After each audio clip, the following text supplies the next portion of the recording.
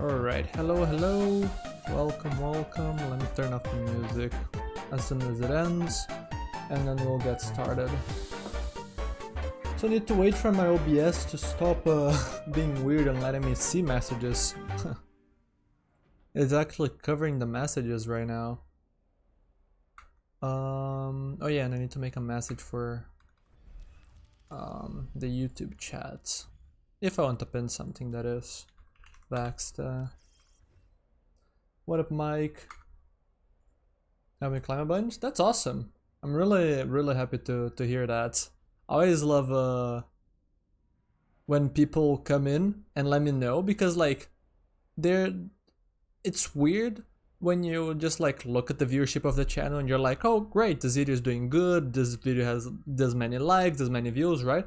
But it's kind of like abstract. But when people come in and actually give like a comment on a stream or on a video or Discord or whatever, right? That's much more personal, and that means much more. Gold 2 to GM2. That's a big jump.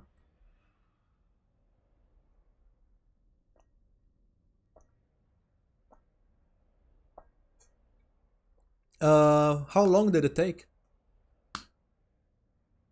And yeah, Mystic as well, thanking me for the content.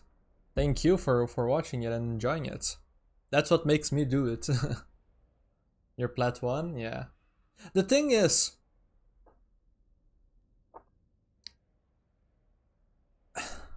if you were, let's say, a long-time viewer of the channel, then maybe, yeah, it would be possible for Go 2 to GM2.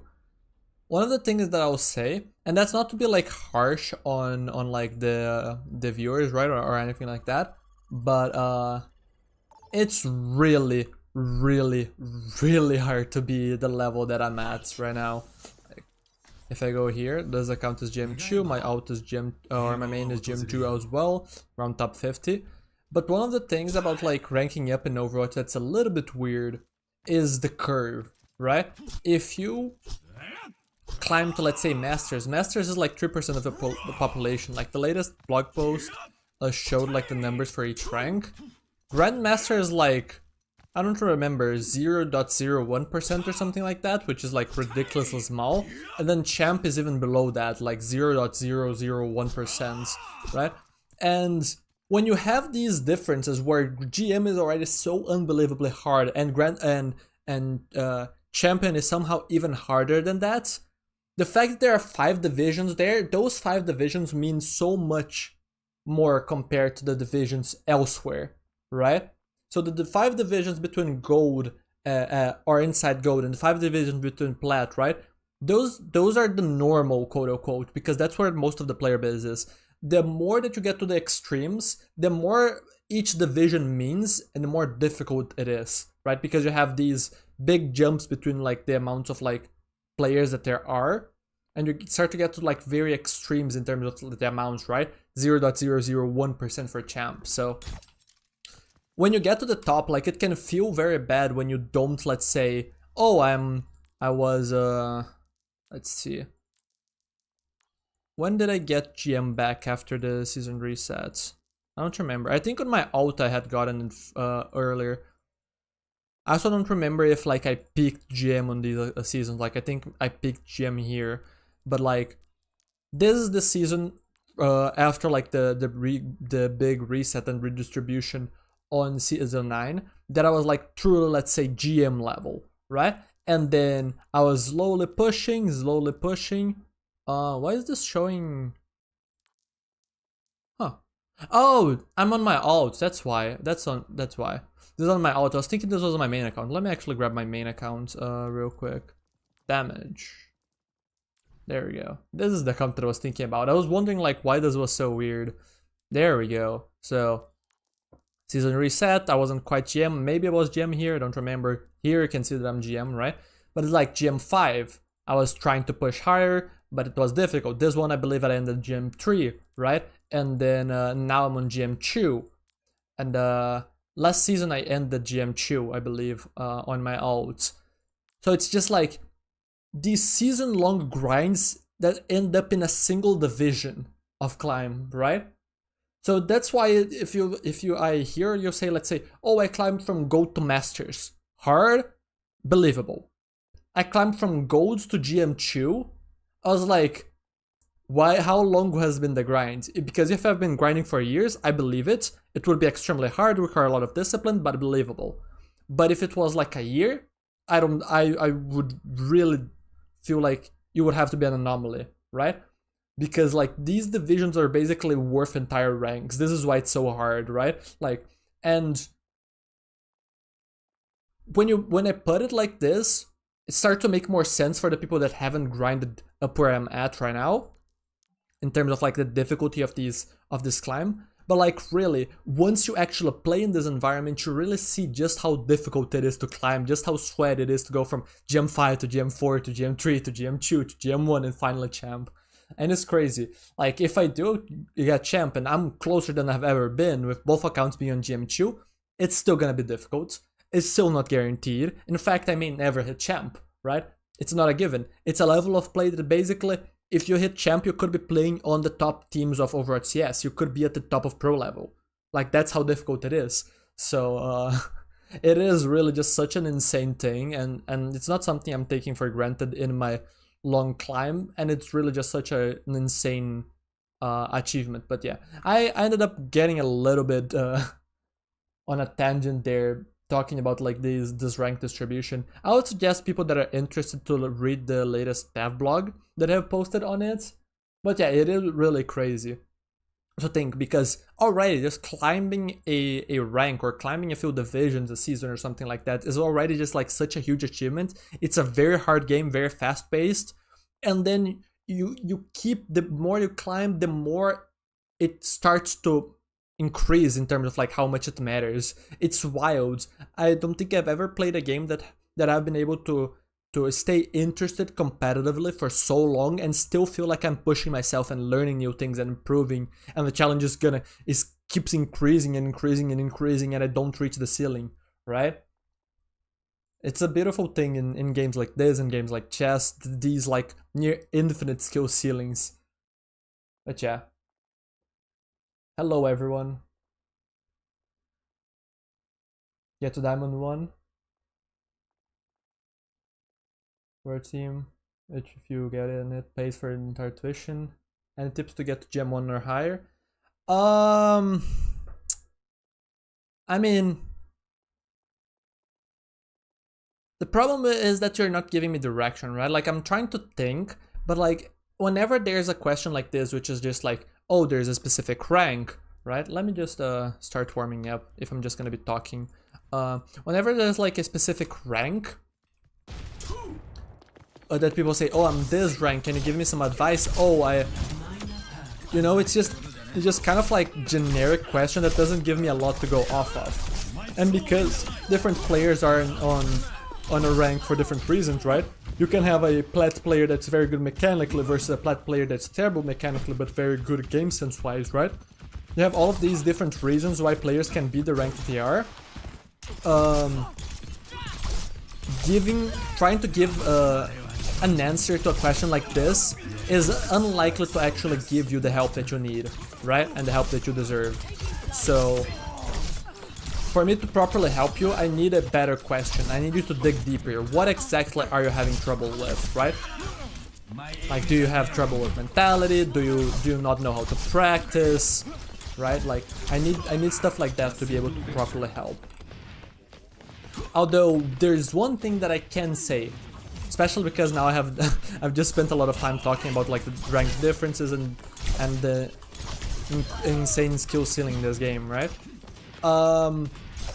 One of the main things for me, at least in these past 3 months that I've been climbing for champ, right, has been just practicing and how do I put this? I'm trying to think how to best put this idea. Oh yeah, at this level of play, yes, you can, there are like different players, right? So some players are gonna benefit more from help than others, right? Like coaching.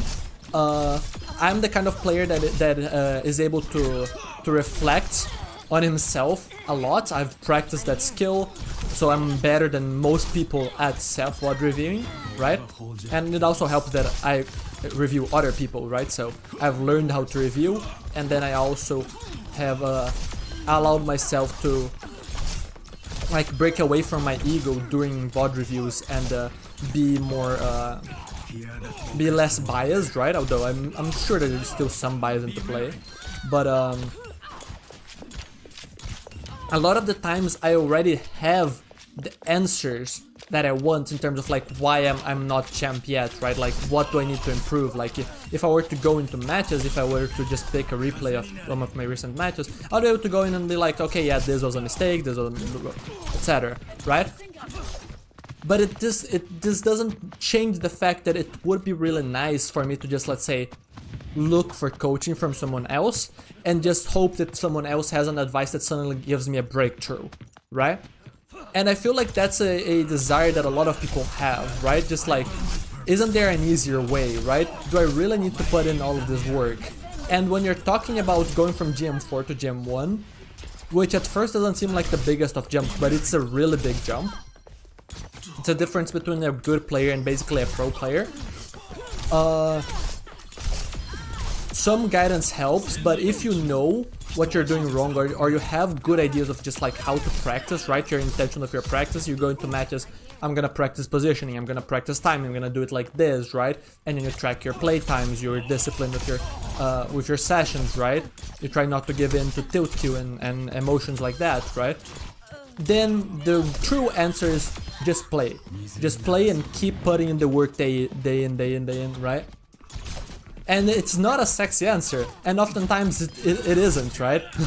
That's the thing. Oftentimes it isn't. Because at this level of play, there isn't often just like a magic solution. Oh, hey, you're just doing positioning terribly, right? Here's how you position well, and then you jump an entire rank. No, you're fighting for the 1% or the 0.1% improvements. So you need to just keep at it and keep accumulating those small improvements over time, right? And keep putting in the work for those improvements, right? So that's one of the biggest things. You need to not lose sight of your goal, not lose motivation while you do this lengthy climb, right? And that has been, in fact, my biggest challenge in this climb. It has not been whether or not I am capable of eventually hitting champ, because I am. I know I am. It's about whether or not I'm gonna have the mental to keep myself playing basically every day for a certain amount of hours for months on end until I hit champion. That is the difficulty, right? That obsession, right, that the top athletes have, right? That's what you need to ask yourself, right? Like, am I gonna be able to keep the schedule that I think is required for me to hit this rank for long enough for me to hit this goal, right? That's what you need to ask yourself to a certain extent. So this is a better advice that I can give you, because this question is, now that I stop to think about it, a little bit less generic than others, right? Because you're already a top competitor having peaked GM4. But yeah, I'm gonna drink some water.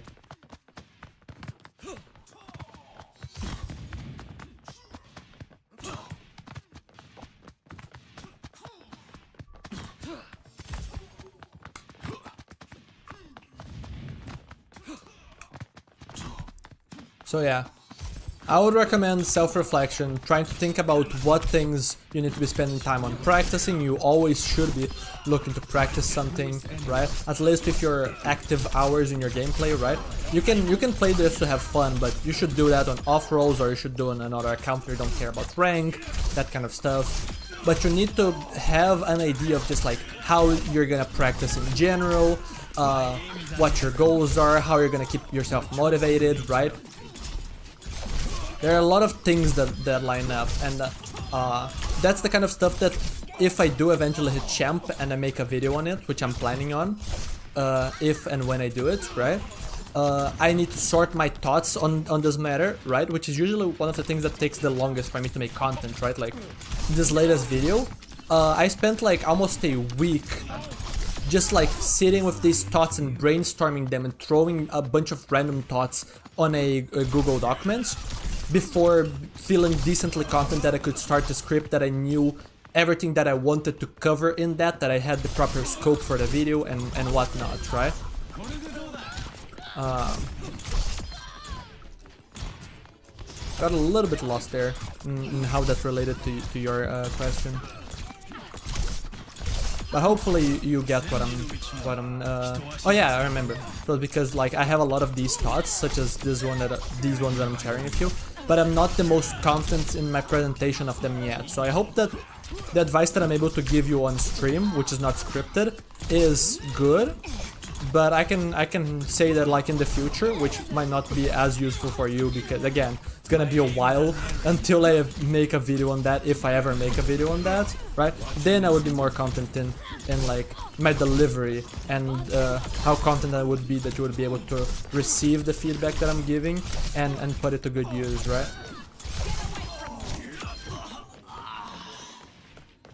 The best perks for Genji. I have a bunch of videos on perks. Sorry I didn't answer you earlier, but I have already like 3 videos on perks, so I just recommend checking them out.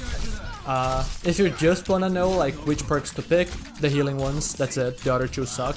If you want the reasoning and a little bit of like reasoning because of playstyle and everything, I would recommend checking the perk videos out because they are very insightful.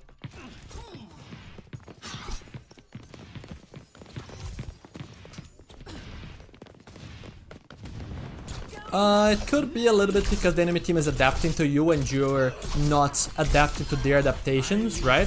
Like, if the enemy team gets rolled, then they're gonna think about what's going wrong, how they can fix it. So it could be just that you're overthinking this, and it's not that you're playing bad, you're playing okay, but you're now, relative to what your opponents are doing and how they change, it's not as good, right? So you need to adapt to their adaptations to once again be able to do well. So that could be something.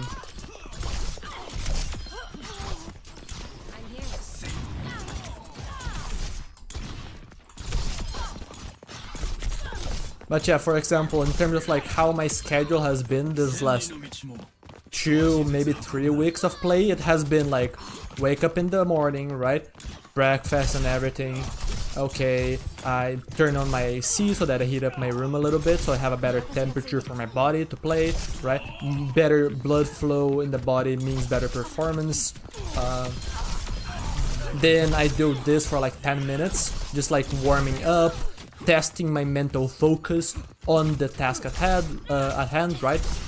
So that I can judge whether or not I wanna climb on Genji today, or if I don't think it's worth it, right? Maybe I'm mentally slow or something, right? Like I wake up sluggish or something, right?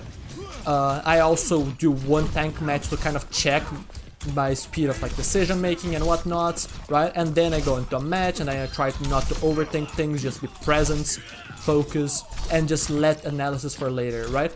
So you can see that there are a lot of like little process. I have a little routine that I use to try and avoid some bad habits and set myself up for success. And then after that, maybe I'm gonna look back on the game that I played. The sessions are gonna sometimes be shorter, sometimes are gonna be longer depending on how I'm feeling based on the games, etc, etc. So there's a lot of things that there is a lot of thought that I give into this climb and a lot of efforts, right? Sometimes it's not the most time that I spend, sometimes I just log in and between warm-up and play it's literally just 2-3 matches, 1 hour, an hour and a half, something like that. But it's like very high intensity, it's very purposeful, right? In terms of like the practice, in terms of just like when I'm playing, like the quality of my play, right? Making sure that I'm not just like losing rank for no reason when I would be playing badly, stuff like that. So lots of little things that I'm giving for you that you can think about for your own higher rank climb. One thing that certainly helps, and this is something that I'm gonna be talking with Spylo about in I don't know how long. I'm trying to set up the project right now. I'm gonna be talking about ego psychology with him and a friend that's a coach and a therapist, and basically kind of like finding your own ego and what you look forward to in a game, right? Like if you think about someone like Advocates, I'm pretty sure that his ego is much more mechanical, right? Like he likes going in and just being like, yeah, I'm gonna one-shot this Ana, like look at my mechanics, right? We see a lot of very flashy plays from advocates, and also that's like a very common Genji ego to a certain extent, right? People look at like the really fancy ghost dashes and fast blades, and they're like, oh wow, I wanna do this, right? I wanna be fast like this guy, like look at how cool, and then they practice for it, and that satisfies their ego. They play matches, they make good plays, they get happy because of it, so this kind of ties into motivation and stuff. So like if you know what you're looking for in the game, like your profile of player, you kind of can tailor the way that you practice to satisfy your desires, right? What makes you have fun in the game, and lead yourself to more performance that way. That's an interesting idea to think about. Okay. It's way too cold. I'm gonna turn on my AC. It's uncomfortably cold. And yeah, I'm not gonna be playing comp right now. The idea of this quick play is for me to a little bit of de-rust, because after I reached GM2 on my main for the first time, I had before only done it on my alt, so now both my accounts are GM2 and ready to push GM1. After I did that, I took like a 2-day break from the game to just chill, reset my mental, so that I would be able to go back into the game and climb it and go hard, right? Make sure that I would not like get in over my head, worried about like losing the rank I just got, something like that. So I just took those days off.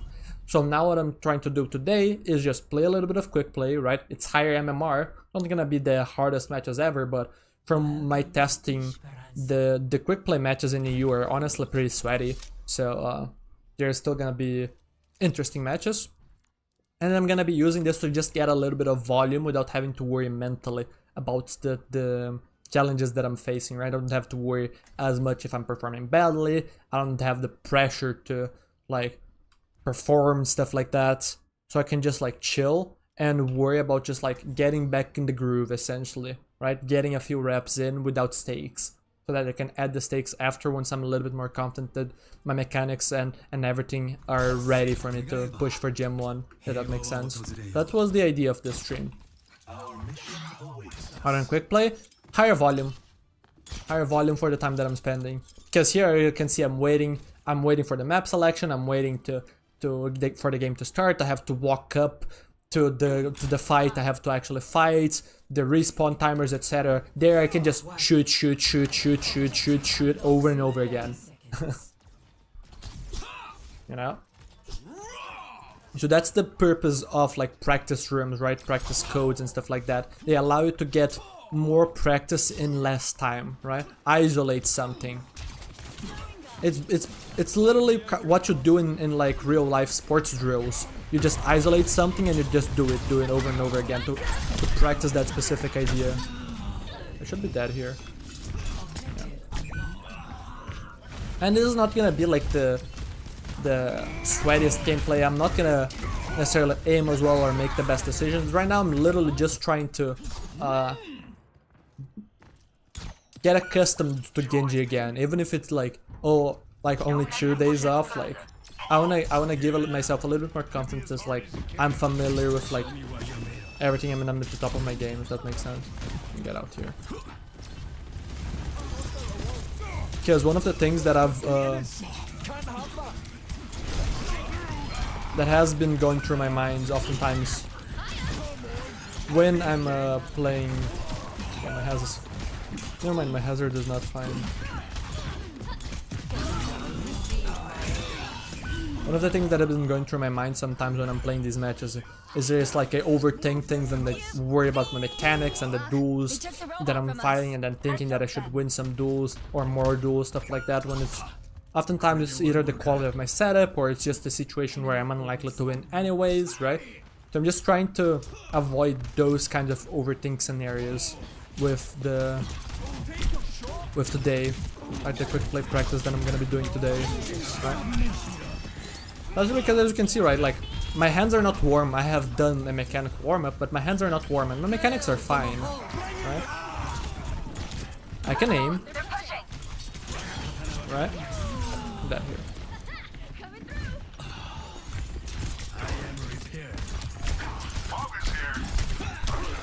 right? Like, I can aim, right? It's just I need to not be in over my head and, oh, nice. And just like, I need to not feel, let's say, pressure, right? Not be anxious during a duel, worried that I'm gonna lose, for me to have higher chances of winning that duel, right? Okay.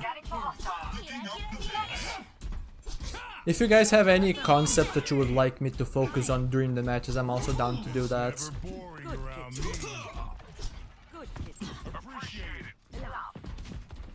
I think I'm gonna start breaking away from this habit of doing that rollout. I don't like it that much.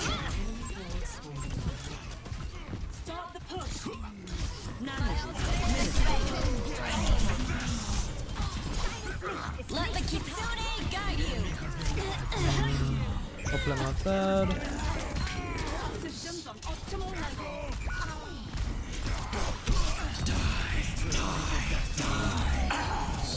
Gonna take mini. You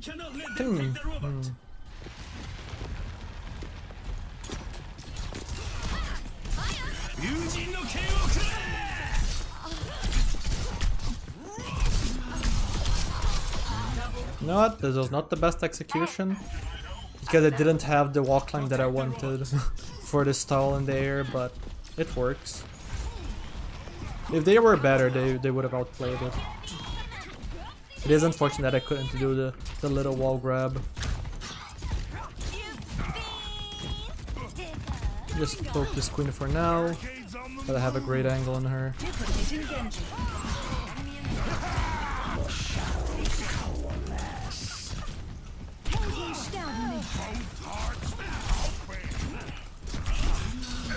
But yeah, if you look at this, like, I have...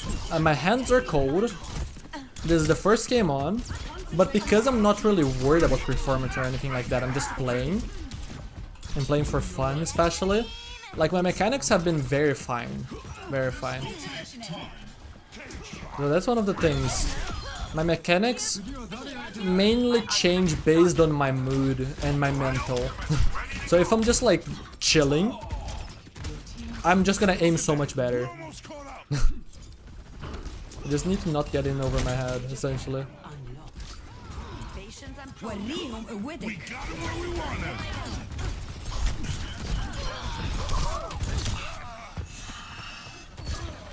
don't think I need to force this.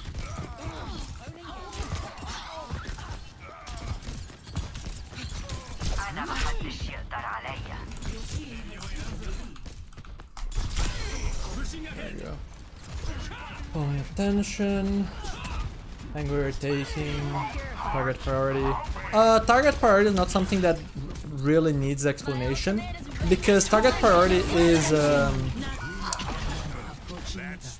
wait, where's the Ashe? Isn't she over here?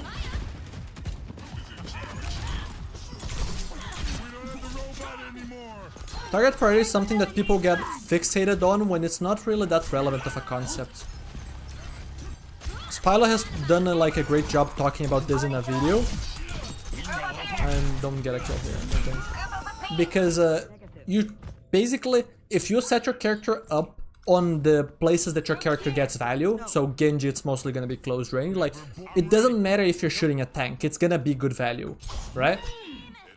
So for example, earlier on I was just spamming the queen, but I was spamming the queen from up close and from a high ground that made it very awkward for her to retaliate. So it was good value, despite me not being on, let's say, a Zen, which is theoretically better targets. So target priority is overrated, and it's much more important for you to focus about positioning.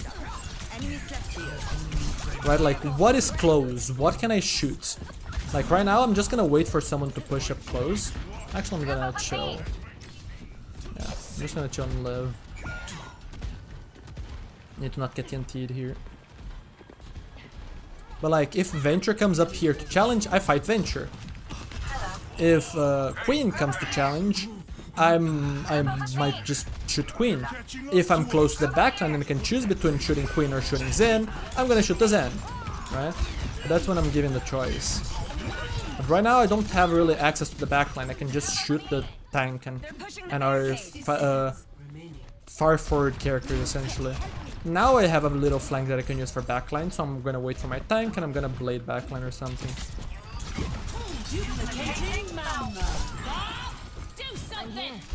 Oh, I got forced down.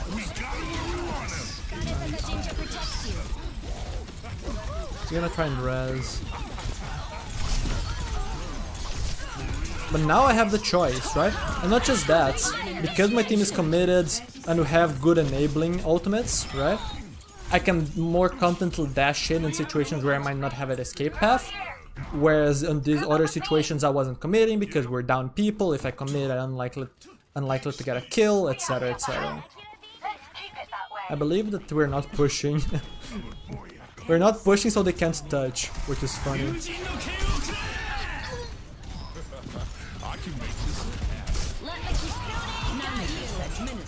Nice. Victory. Playstyle so nice to watch. It's definitely a breath of fresh air in the Genji space, because it's mostly mechanics, whereas I'm much more focused on game sense, right? Just like, and one of the words that I've been really liking lately is like tactics, right? Spotting tactics, right? Taking positions that force opponents into bad spots and then making use of those advantages that I'm granting myself through my game sense, right?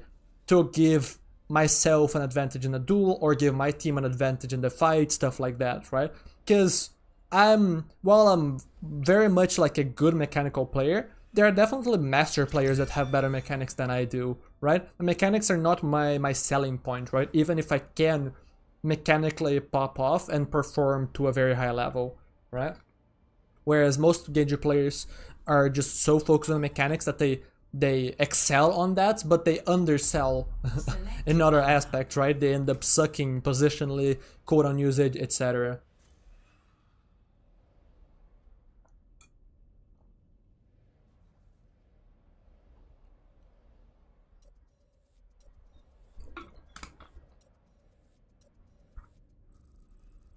I mean, I just played that one game and I'm playing quick play, so the games are gonna be fine because my objective is not to win. My objective is to prepare myself for tomorrow when I probably will push GM2 or push GM1 on these accounts.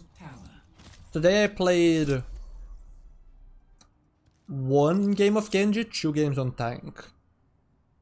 I won my game on Genji, I won both games on tank.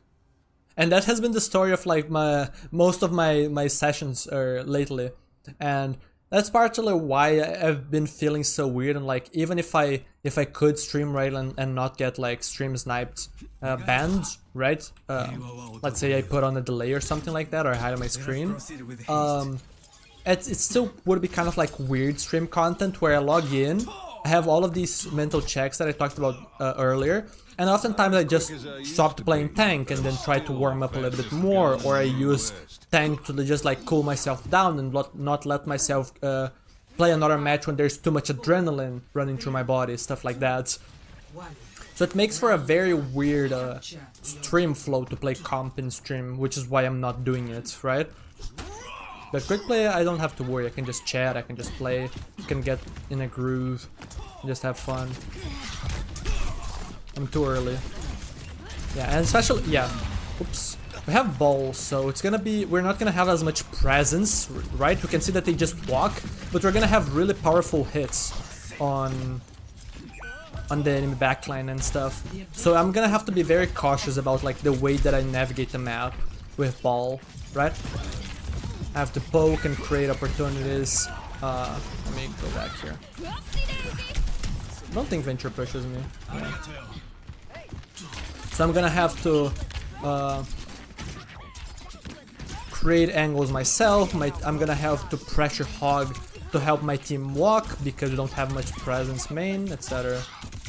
Right? Like right now I'm just trying to pressure hog and stuff so that alright. My team is just quitting, I guess. Well, so yeah, we're just gonna have that happen, huh?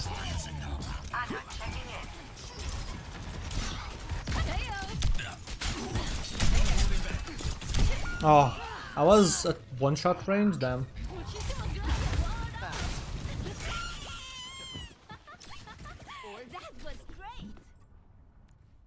Okay, now we have backfills.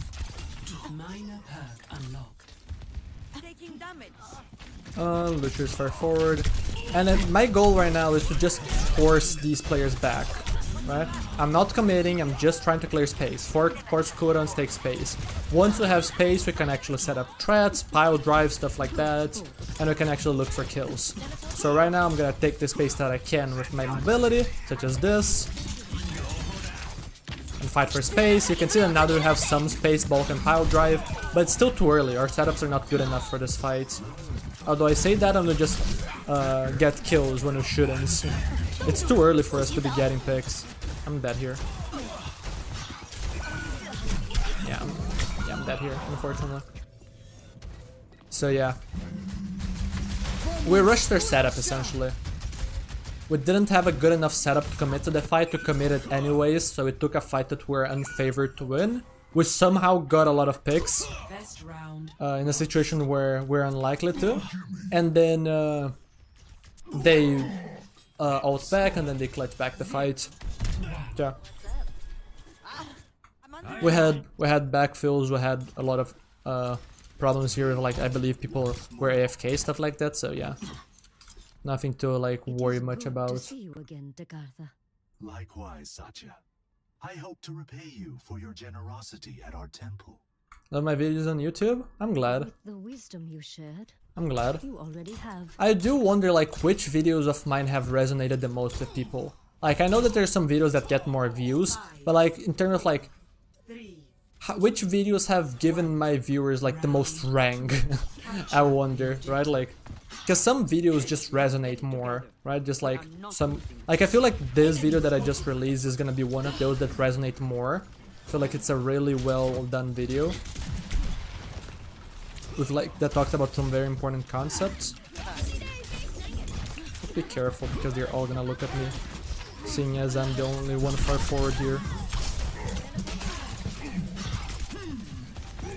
Nice. Orisa bullies Hog. I got a dash reset out of it.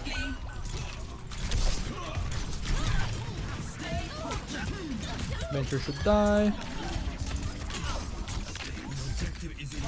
Nice. Foresight? Yeah, it's my latest video. Can just do this because I have my deflect to back up, right? And I'm just forcing cooldowns. That's one of the important things about like just like understanding when you should do what kind of engagements, right? Like I can commit both my cooldowns here and I'm gonna be fine because my team is here, right? We have a lot of presence. That's a word that I was using earlier, right? I don't know how we're getting pushed back when we have better positioning and better numbers, but I guess we are. But like this idea of pressure, right? Ball doesn't have much presence, or not pressure, presence, right? Because Ball just roams around the map looking for engagements. Orisa has a lot of presence focused on a specific area. Hog has a lot of presence focused on a specific area, right? So depending on like the quirks of each team, you have to play differently, right? So for example, here with Orisa, I don't have to worry as much about helping my team walk up because the Orisa bullies the Hog. So I can just immediately go for off angles, maybe look to set up for plays earlier, right? Prepare myself to go for backline or something like that. Because I don't have to worry about whether or not my team can walk. They should be able to walk, right? So I can just go on backline, right? And you can see that my team is fine. In fact, my team is winning space without me. So I can just force Kiriko cooldowns and stuff. Right now, they have a lot more presence with the Kitsune, so that makes it so I have to be careful. More people are gonna turn around and look at me. I think my Ana might die to that. Never mind. Orisa should be dead though. Wanna force Kiriko cooldowns. There is no Lucio.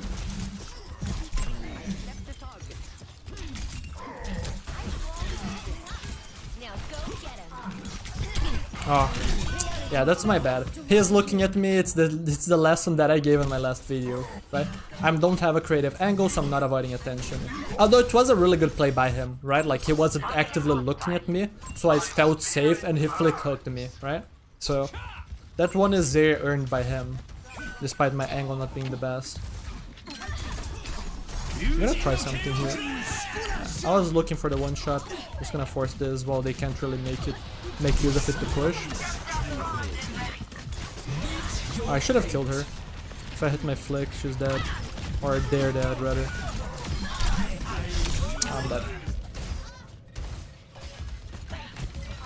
These people GM as well? I have like top 50 MMR.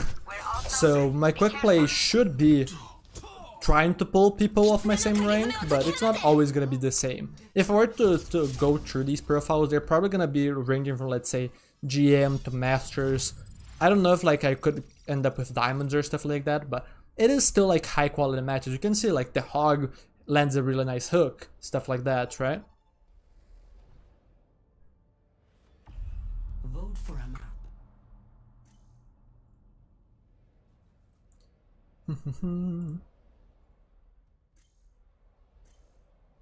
Yeah. One thing that I forgot to do earlier, I was wondering, is if I had a message that I wanted to pin on my YouTube chat. And thought of that in that narrative. That's what I mean, right? And it's like, I kind of have a feel that that video is gonna be very good for people in general, and it's gonna resonate with people, because it also resonated with me the moment that I just like found these concepts, right? And they are partially because of me coaching other people, partially because of me just like sorting some thoughts that I had in my mind before, partly also the research that I talked about, right? Like I talked in this video a lot about things that Captologist talked about in 2 videos, his Dong Hack video and his Genji video. So during the making of that video, I had like a lot to think about in my own gameplay and seeing the plays that it enabled, right? Again, you can see like the clips that I had, right? Some of those are from before, some of those are from after me coming across these concepts, right? So yeah.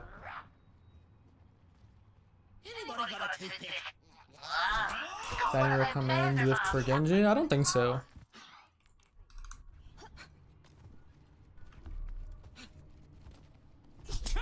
First started playing, I believe like a bit over a year. It's kind of hard to properly judge how long it took for me to hit GM for the first time, because I initially played like once every 2-3 days on like 30 FPS. So it was very bad. Very, very bad. This is a weird comp that we're playing into. So once I actually had my own PC and had proper FPS, I got to GM in like around 2-3 seasons. I started around Diamond, right? The moment that I was Plats, almost Diamonds on the 30 FPS, and then I solidly put myself in Diamond the moment that I get the new PC, and then climbed to Masters. Might have been a little bit over a year to get GM for the first time. GM was much easier back then when I did it. It's infinitely harder now because people have had much more time to improve at the game, right? And it's also, I believe it's a smaller percentage too, because of the rank distribution. But yeah, I'm avoiding Zarya attention especially. That's one of the keys for like dealing with Zarya's Genji, just avoiding her attention. Because you need to be close to get good value, right? Oh wow. That Echo actually got sniped. Attention. And there's still attention on me.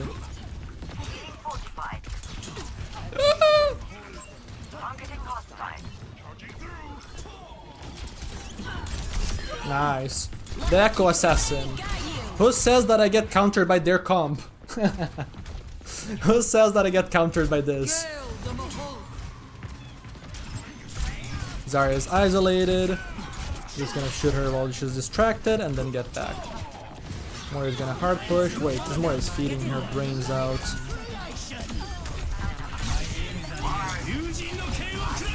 I'm gonna blade because I have no ammo. I need to confirm this. Zarya can easily clean up with the energy she had. So I need to use the blade there. Okay. She's trying to snipe me, isn't she? Yeah. Yeah. Now my room is hot, but my hands are still not hot. Which is what it is like. My Maga should be fine for now. Nice.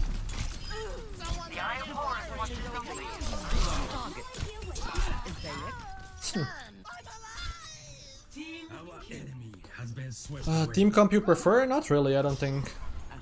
I mean, there are certainly heroes that I prefer working with, but I don't think I have like a comp that I vibe with the most, or at least I haven't thought about like which comp I think would be the best. It really depends on like the map. There are some maps that certain comps are better at. As long as I don't have like terrific synergy, right? Like it just like the comp doesn't make any sense for the map and for like playing with Genji, then I'm fine. Genji is a very flexible character. He works on most maps, with most comps, against most comps. Distracted sets up the kill. Like it looks very flashy, yes, but you have to realize that what sets that up is the fact that she doesn't know my angle of approach. She's standing still for me. So it's much easier for me to execute mechanically when she's not strafing, right? That's one of the things that people don't look at. They think it's just raw mechanics. No, it isn't. If you were to like look at exactly which engagements the high level montage makers, right, the Genji players do and go for, you're gonna see that a lot of them are just like well-timed engagements or from good angles, and then the ones that don't work are often bad engagements. I'm dead here because I'm burning. She's not gonna heal me because she's gonna die if she stays peeking. Like, these players are all aware of me, so you can see how much harder it is to land stuff. That was a little bit easier to land because she was locked in the air, and in the air she doesn't have the instant acceleration that Overwatch has for these strafes, right? In the air, you're much slower. So if I do these jumps, you're gonna see that it takes longer for me to go from left to right and from right to left, whereas in the ground, instant, right? So if you look at these things, if you look for vulnerabilities that make shots easier or harder to land, right, you're gonna see patterns in terms of like which plays work, right?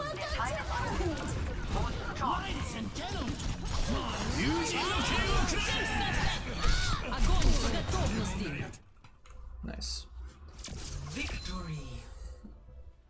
So yeah, interesting match.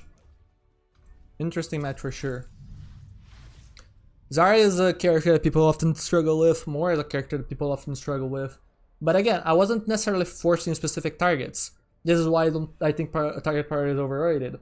I was focusing Echo, because Echo, funnily enough, was the character that was coming closest to me during this King's Row, right? She was flying up to me on the statue, so I could shoot her very effectively. When I was close to Zarya and she was isolated, I was shooting Zarya very effectively. Once I was close to Moira or whatever, right? Again, it's the same thing. So oftentimes people overthink the game, right? And to a certain extent, it's easier than you think. What does Genji want to do? He wants to shoot people up close. How can you do that? When can you do that? Those are a little bit more complicated, right? Because there are phases of the fight, phases where it's better to commit versus not as good to commit, right? Earlier on in the poke phase, it's probably not as good to commit because a lot of cooldowns are available to deny your plays. Later on, easier to commit to plays because people are distracted, people are low on cooldowns, people are low on HP, right? So you can think about those ideas, but it's based on a main framework, right? Some specific fundamentals of the character. I want to get close on Genji, right? Off angles help me get close, right? So oftentimes I want to use off angles. The question is which off angle, right? Etc. etc.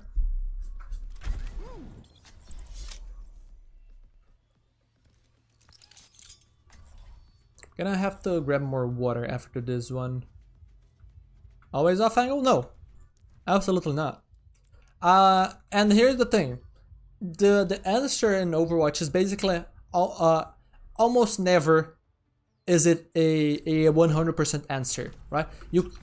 Creating rules in this game is very, very bad.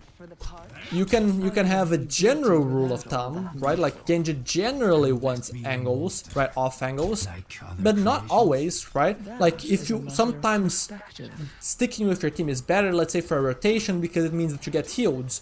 Once the fight, let's say, devolves and people are distracted because your tank is engaging, then you can look to go on a flank that you're going to be self-sufficient in, or you need to be self-sufficient in, because people are not going to look and shoot at you and you're not going to need healing, right?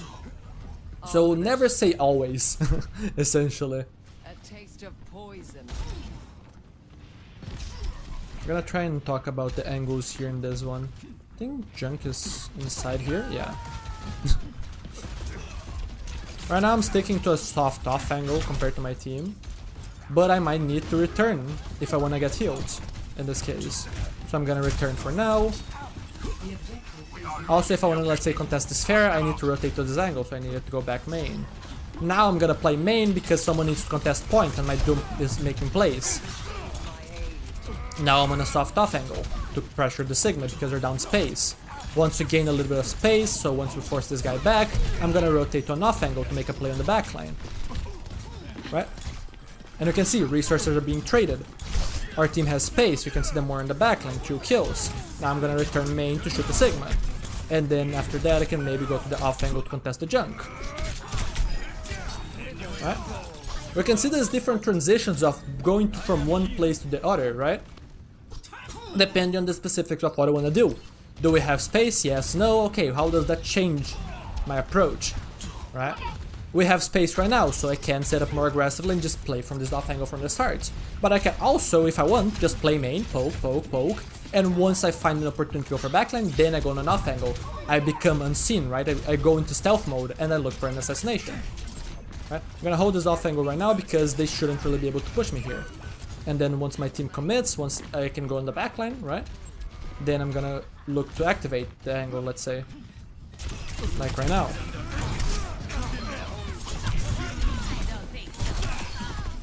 Oops. Always stand before dash? No! Sometimes you don't want to, because sometimes you wanna do dash right click melee, not right click dash, right? If I do this, then I can get the one shot. My second shot's gonna be delayed. So sometimes I don't do it so that I can buffer it, like this. Right? So even that, which is considered quote-unquote free damage, is not in always, right? I'll read your message in a bit, Hassan. Yeah, right now I start an off angle. Now they know I'm here. I'm gonna vacate the angle because I don't want to get forced out. I want to keep my HP. Ooh, I almost killed her with the deflect. My team is forcing resources. My team is in. Can I engage? I'm thinking about it. I'm thinking about it. Backline is rotating. All the attention is on me. I'm gonna back up for now. I'm gonna wait a bit because I want to blade. To blade, I ideally want to minimize the attention that goes on me. Right? A lot of resources have been forced, so it's much easier for me to blade. See how easy that was. Right? Surrender to my So yeah, does that make sense? score 1-0. I mean, sure, you can try it. You can try it. One of the biggest things that I can say for people, if you're curious, experiment. And in general, experimentation is a really good way to learn. Because even if your experimentation quote-unquote fails, it goes badly, you learned something, so that's a success, right? So experiment, go to one extreme, go to the other extreme, right? Find the middle ground, learn from playing on both extremes, right? When is high sense good, when is high sense bad, etc. Round 2. Capture the So going into this, sometimes going into matches and being like, I'm always gonna dash in. Let's see how this works. I'm just always gonna dash in these engagements. Even early on, I'm gonna dash in. Let's see how this goes. Look at the amount of aggro I'm immediately under. I cannot keep going. I'm gonna die. Moira is just gonna kill me. I don't have the disengage versus Moira. That's bad, right? But sometimes dashing in is good. So we need to do the things to learn from experience, see what's good and what's not, right?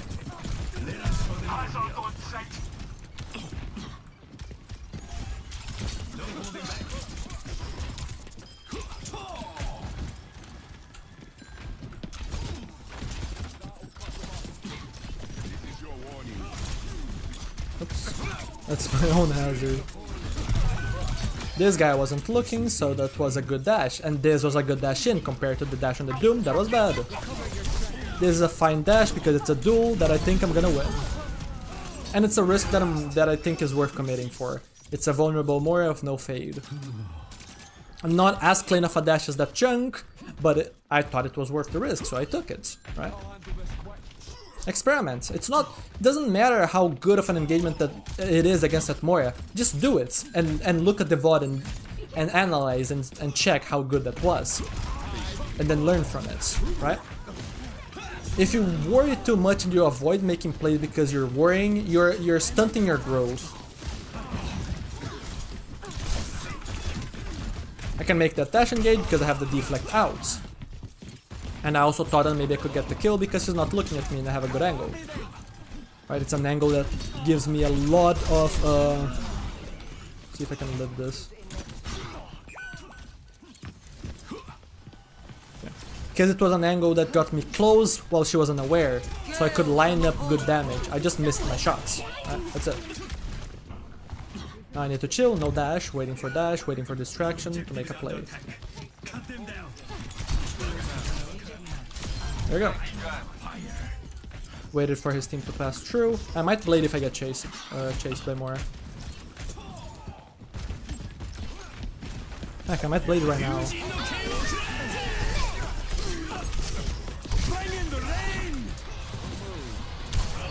The reason why I bladed there is because I knew I could land on top of them. I had scouting, right?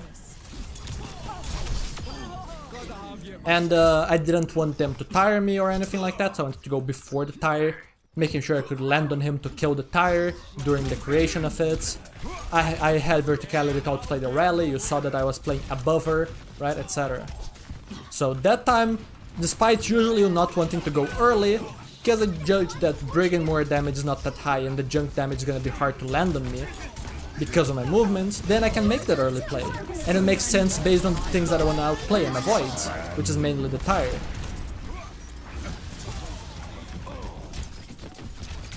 And it also hard enabled my team to walk because I was distracting the entire enemy team, so they could finish off the junk that I failed to finish off, stuff like that. She's gonna live, but I'm gonna live as well. Oh, never mind. I'm not gonna live. I needed to deflect earlier. Yeah. There are some standard procedures when it comes to certain characters. Brig, go above. Right?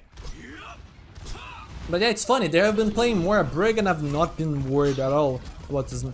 Because I've just been playing the fundamentals so well, right? Of like attention and everything. I've been avoiding the Moira and the Brig. Or in fact, I've won duels against them. Don't bash me, thank you. Okay. Great! Accidentally dropped from the high ground.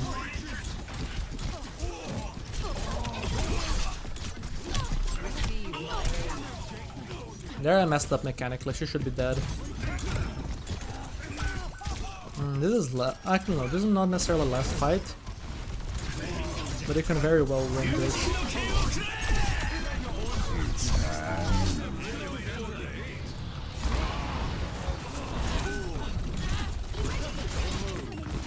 Attention is on me, so I need to be careful.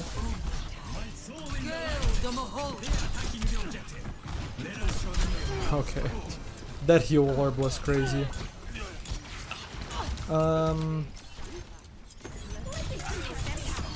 Okay. Nice. Have Cole to enable me. Or at least I had. Right now I'm the alpha threat because I'm close to the Moira, so I don't have to worry, right? I started the duel close to the Moira, so that means I get big damage early on, so now she's the one that's scared, not me, right? So I'm making the Moira cower in fear, right?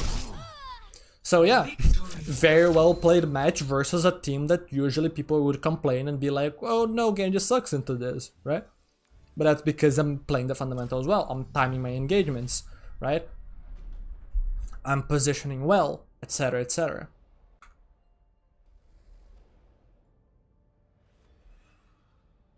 I'm gonna quickly go and grab water. Give me just 1 second. Select a map.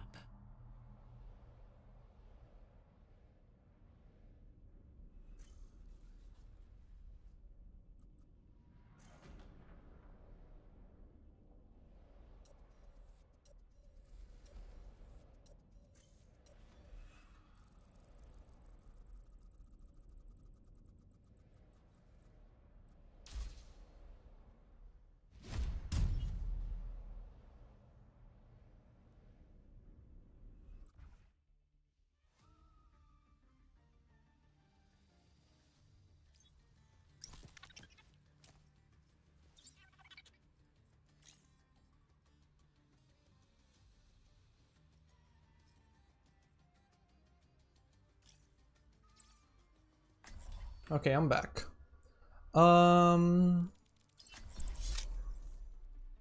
Something I was just thinking is that I really appreciate the fact that my gameplay, out of most Genjis, is the one that We've got work. seems like the most translatable for the average player, right? Like if you were to spectate someone like, let's say, advocates, right?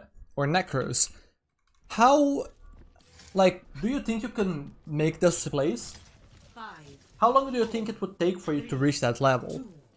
Like if you were to, and if you do the same thing with my gameplay, if you watch my gameplay, do you think you could do the stuff that I'm doing? How long do you think it would take? I bet there would be like a difference in terms of just like how doable people seem to think that it is to, like, let's say, learn from me and copy my play, etc. 10 seconds. To a certain extent I'm more relatable because I'm less flashy.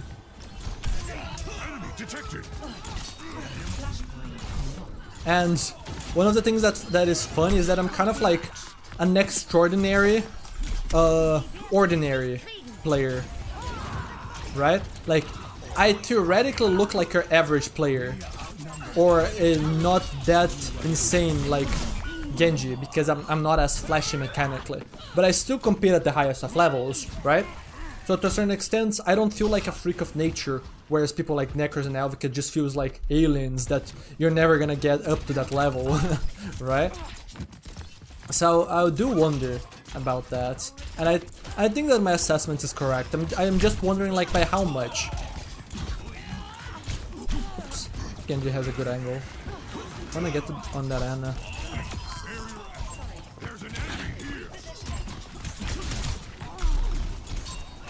Oh, she's one.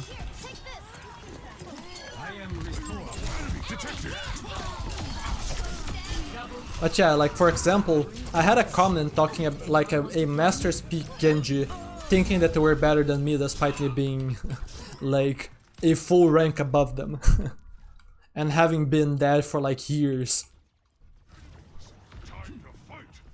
But that's because they were looking at my mechanics and they couldn't understand why they weren't better than me, because they probably thought the mechanics were better, but their positioning and timing and whatnot probably suck, and that's why they're that rank and I'm the rank that I'm at, right? I need to go point. Bait the aggro on me.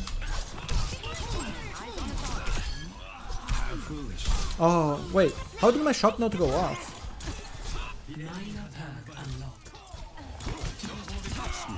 Good sleep. I might blade this still, because they're gonna have a touch and... Oh, never mind, my brig is back. Okay, we're fine. I could still blade this just to guarantee the points, if I was worried about Queen ults carrying the fights, which it could, especially with my team pushing up, right? Like imagine a Queen ult that hits 5 people here.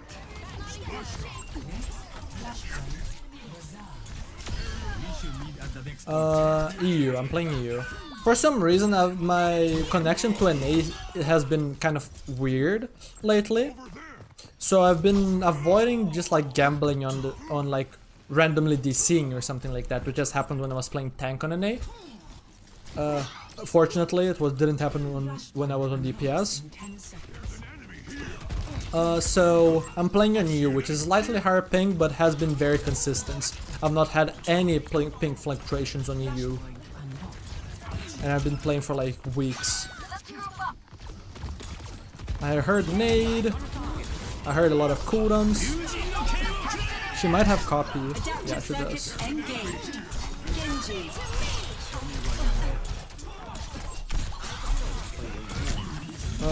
I screwed up. Wow. I screwed up! Let me do this. Oh yeah, there is a comment that we're saying about like Flashpoint map sucks. I don't know. They're reworking some of the Flashpoints. I think Flashpoint is not the greatest mode, but the maps are fine, I think. Mostly fine. Time for the reckoning. That doesn't hit anyone! Wow. That was a no rug on the Mercy.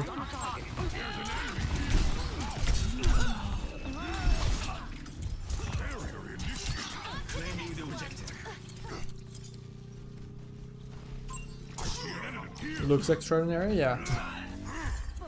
In the desert, the cheetah lives for 2 years.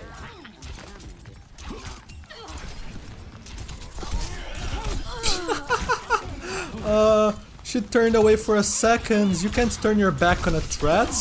Doesn't Doomfist teach you that? I think that's a voice line that Doom has if you get a backstab kill. I think that's it. So yeah, that is very appropriate there. She turns her back on me, so it's like very predictable movement, very predictable. And I just get the kill and just cancel Valk. Okay, it's a 5k, but it was just like such a chill 5k. I think the kids would say nonchalant, right? Such a nonchalant player. Like, oh, I just casually dive in and get both supports in one combo.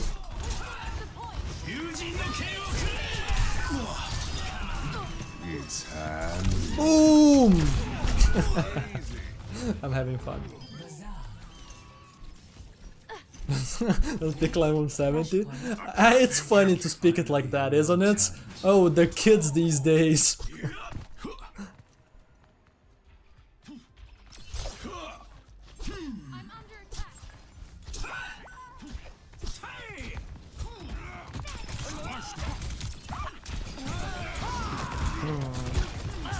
Oh, I turned my back on that thread. I was looking for the deflect. Oh, that was an accident, unfortunately. But yeah, I was thinking about, could I blade this? I was thinking that it was winnable. I saw so many cooldowns used. Suzu, Shout. So I was looking to just... I was hoping that I could get back behind cover without using cooldowns. Oh, she's alive. Okay.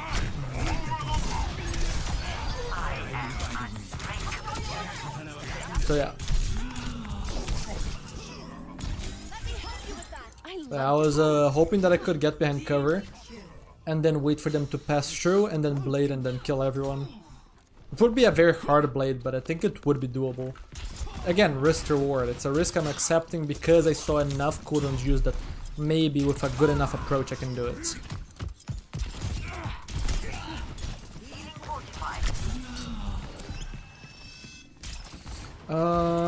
Let me rotate this way. I have to make a decision about which position I want to play.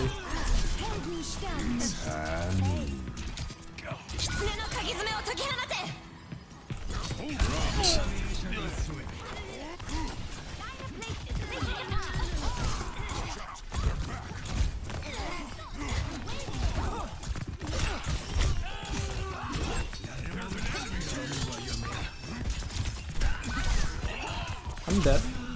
Yeah. I've been trained by Zenyatta.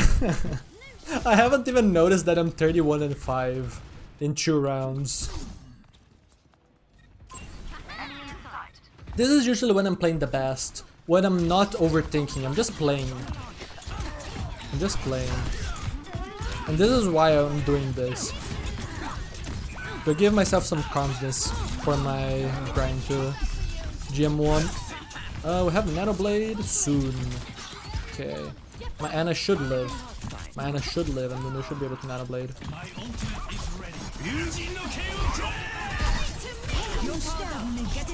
Rip.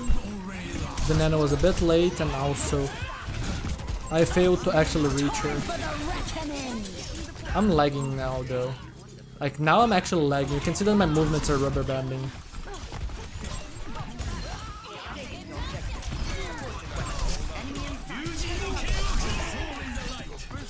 Oh, I was thinking that he was gonna try and White Knight save the Mercy by going for me. I was hoping he would go for that.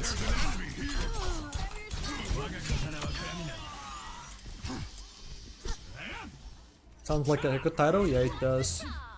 Really does. Why was I lagging? I just talked about how I don't lag on you, and then boom, I got a little bit of lag on you. That's funny.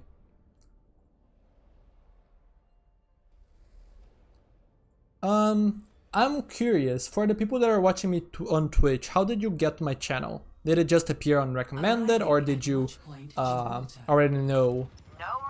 And then you already know me, and then you decided to join the stream.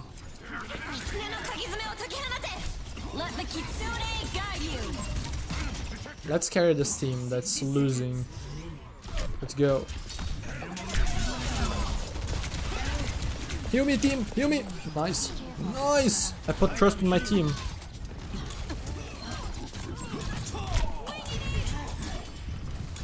Okay. Let me get myself back under control to shoot this ball because it shouldn't be hard. Yes. Good, consistent damage. Look at that.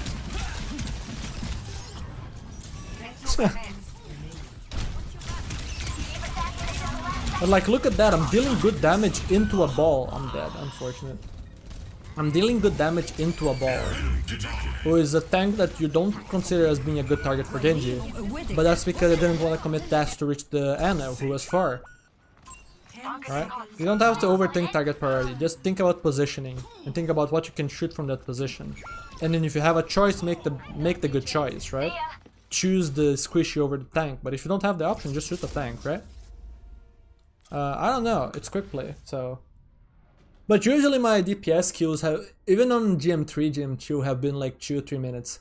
Because, I mean, I have been queuing on prime time, so it is gonna be faster. But still, the EU queues are actually surprisingly fast, and A queues are much longer for some reason at this rank, which is interesting. Seeing my double jump's kinda rubber too. Yeah, that is a packet loss. That is packet loss.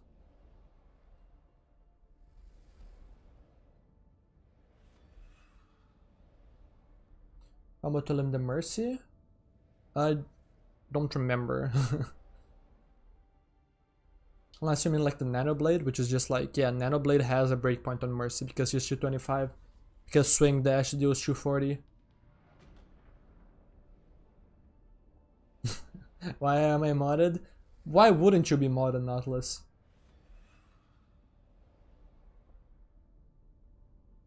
That's the kind of question that I can't help you with, Hassan.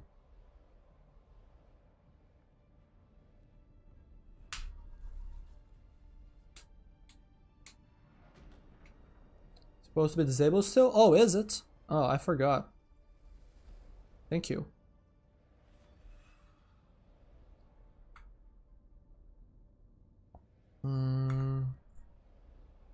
Let me drink more water.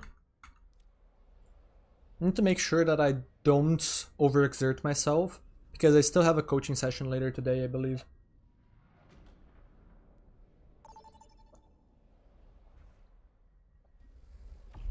Vote for a map.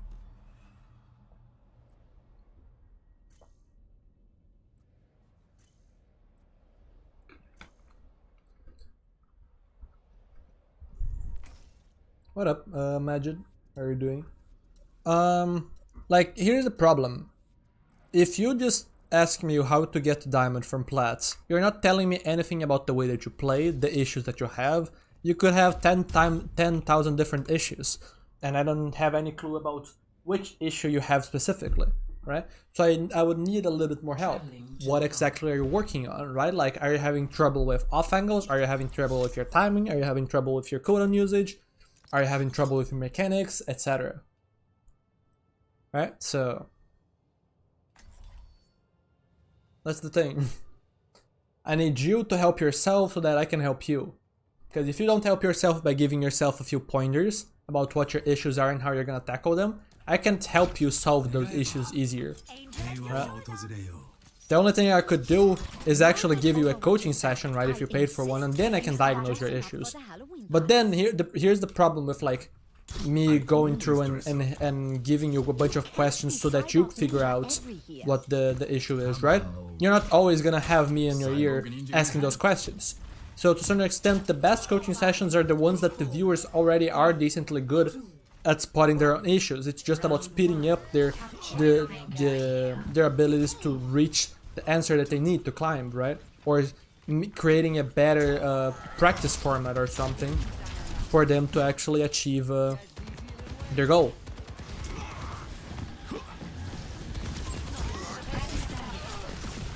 Usually the students I have the most trouble with, and the ones that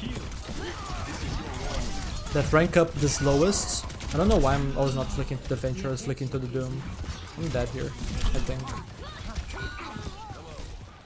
Let me see if I can get this Ana. I got scammed. Can't really spam the problem. But yeah, I was saying, like, if the people that are the most clueless about how to improve and then what the problems are and etc., right? The people that have tried the least amount of like solutions before feeling stuck and asking for help, they're usually the ones that benefit the least from coaching.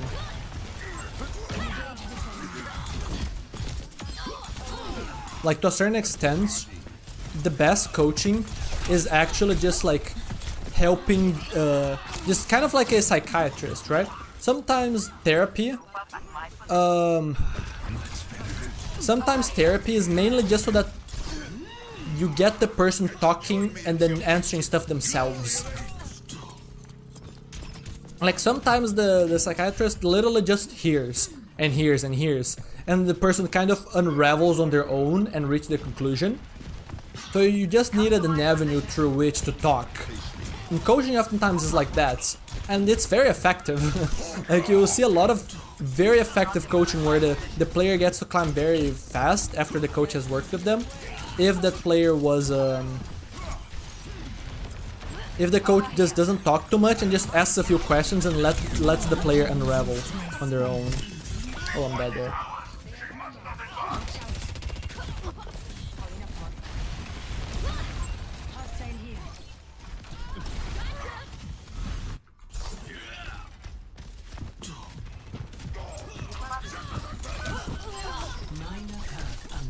There we go. One needed to shut up for a second to just focus. Because that was a one shot waiting to happen. Hello. The Zoom is so confused.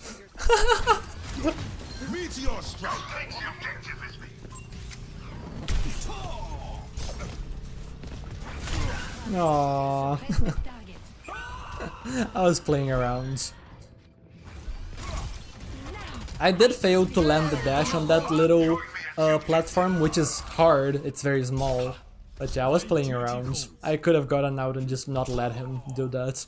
I just wanted to see if he could do it. And good on him. He rose up to the challenge. Have Nano. Nano me! Okay. I don't know how much how many my ultimates is ready my Ana needs to hear so that she nanos me, but yeah. Because the thing is, if I dash in for the blade to get close enough to do things, I could LOS with Ana, so she needs to nano me before I dash. So if she doesn't nano me there, I don't get nano, we fail. So yeah, unfortunately my Ana failed the basic check of just like pressing Q because the Genji is asking for it. Got tilted, there you go. That's something that already gives a lot of pointers towards how to create approaches for it, right? So now you can think about, okay, what can I do to avoid tilts or better manage tilts, right? And to that extent, I would recommend you one of my videos, the loser's Q video, which talks a lot about mentality.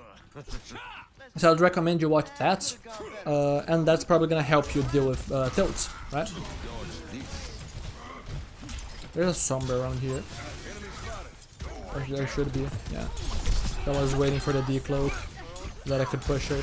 Because I need her to go on someone else for me to get the advantage and force her out. If I get hacked, I'm the one that forced out and she keeps the angle. I don't need to keep pushing. Yeah, nice. Okay, let's win this one, shall we? Sombra is rotating right side. I don't know where. I think she might be top.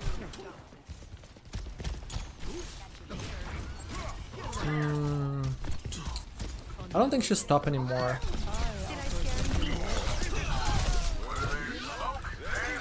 I heard the TP, but I heard the TP voice line from low grounds.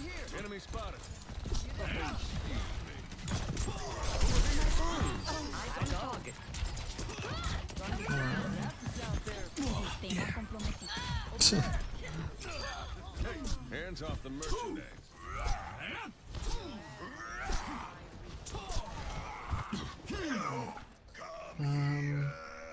Probably wanna mark Venture or Sombra rotation.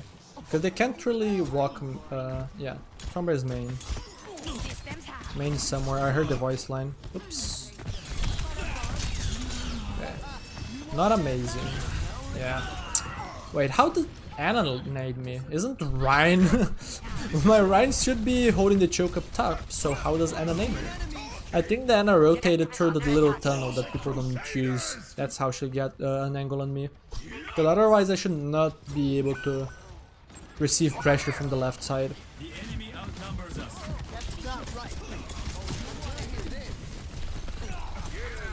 Don't let them take the point. Prepare yourself. Hey, it's Kiko. Step right Not gonna be able to do that. I think the Venture got nanoed, yeah. I am here. Barrel smoking. Do your worst. Everyone takes their weight. She had orb. I think she dropped from the voice line. Oh, no. Oh, I missed this.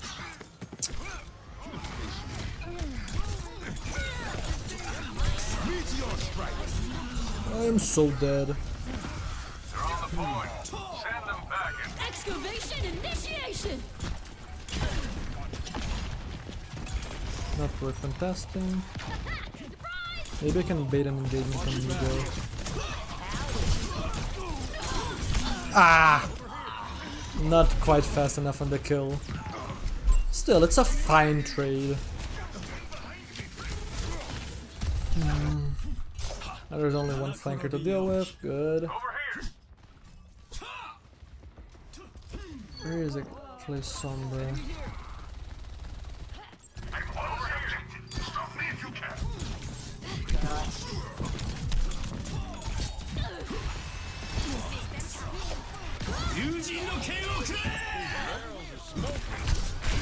To a certain extent, I literally just played it for a dash reset so I don't die.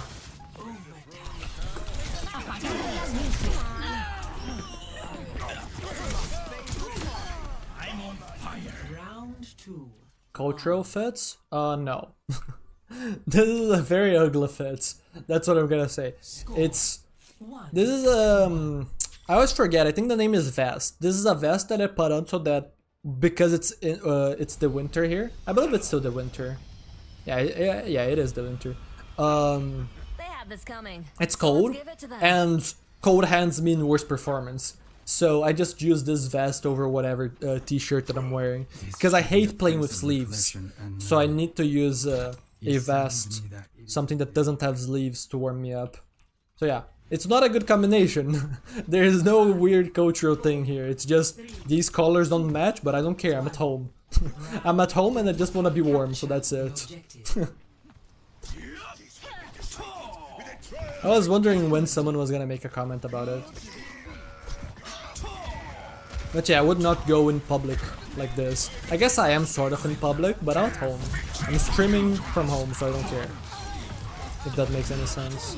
No nade, there's a Sombra somewhere here. I think she's low ground. I'm gonna be careful. Yeah. I'm on the objective. And very easy kill. And you can see that I just aimed at the left of her because she can't really strafe to the right, so I just keep my aim where she's gonna have to move towards if she wants to dodge shots, and I just let herself walk into my shots. right? So overall, that was pretty easy. She just cornered herself and made her movement intentions very easy. So if I can read that, my aim job is 10 times easier.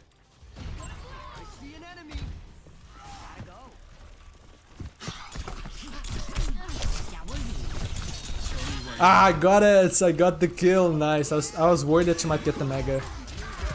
I timed my drop properly to decloak her with my body. With my presence. Oh, she's gonna get the mega. Oh, she swapped off Sombra. And then I just chase and kill. Step right up. I'm not gonna check the corner to see if the Ana is there. I don't think it's worth my time. I need to live here. Let's engage in a sniper duel.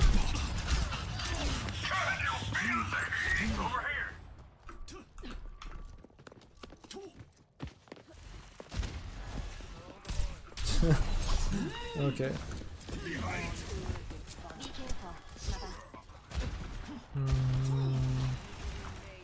Maldustro is going for the funsies. Trying to listen. My ultimate is ready.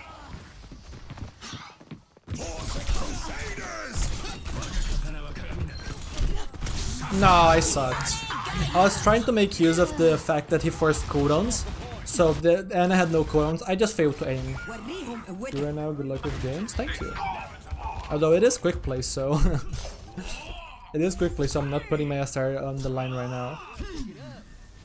I'm gonna do that tomorrow. Ultimate is ready. Let's do this.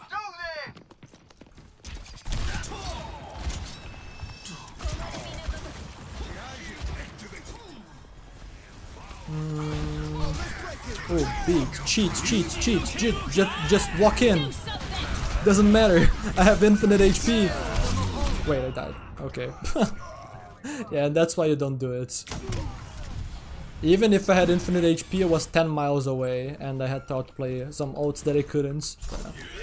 Not amazing. It's still value, though it doesn't feel good, because we just traded ultimates, right? But yeah.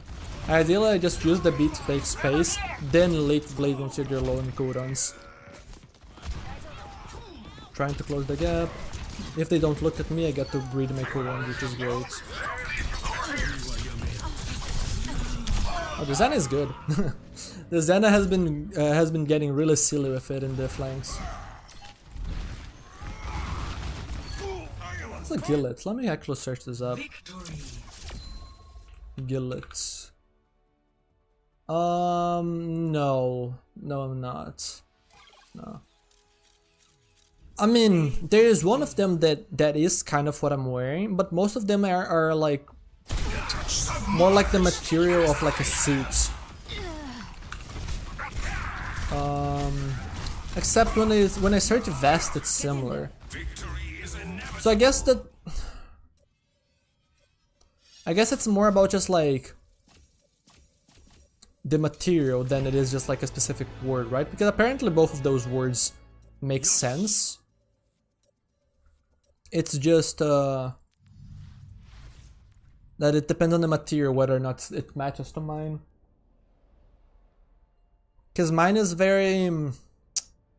what's the word in English for this? It's very fluffy. It's a very fluffy vest or gillet or whatever, right? So, or jackets or whatever, right? It's not very thick, but it is fluffy. It's what it is. I guess you could, I guess this is embroidered, I believe.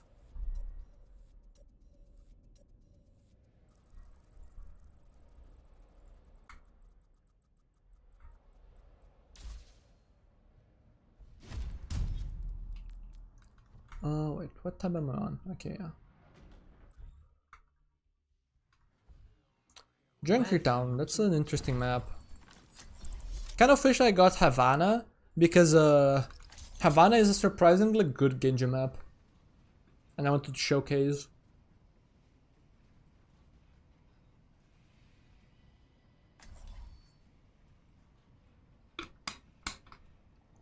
Puffy? Maybe. Although I think Fluffy does apply. I might be connecting two words that don't actually connect, but when I think about puffy, I think about something that's fluffy, but it's also a little bit thick. Does that make sense? Why am I wrong here? Because this is not thick. This is fluffy, but this is not thick. Healing pylon deployed. And yeah, I'm looking forward to Goose World. I do hope I can be of assistance. I will say you already have some great pointers, so in the meantime, until the next workshops, you have some stuff to work on. 3, 2, 1. Attackers incoming. I'm not gonna risk my life here. I don't think it's worth on this map. I think it's just useful to scouts. Need information to make good decisions.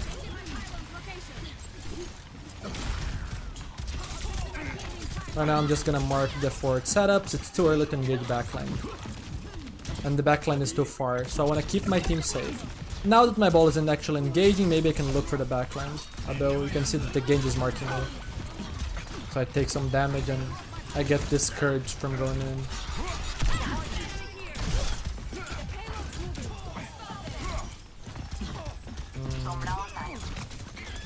I think I'm gonna look for an assassination on points.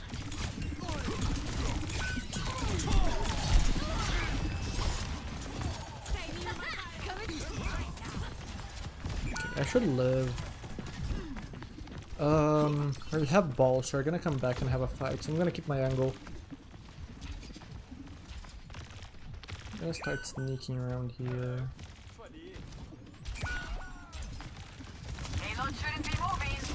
Oh. I hate trying to read movement of players that are not engaged in combat because it's so random. It's so random. There isn't really a tell as for what they are likely to do. So since it's not hit scan, it's projectile. It's a guess that you don't have information to use to like inform the guess. Like I know that Genji is backing up because he's deflecting and just got engaged on by the ball.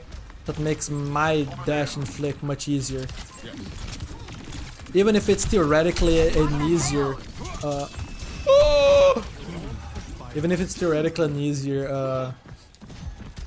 shot to land, right? I missed the shot on the Juno but hit the 180 flick on the Genji.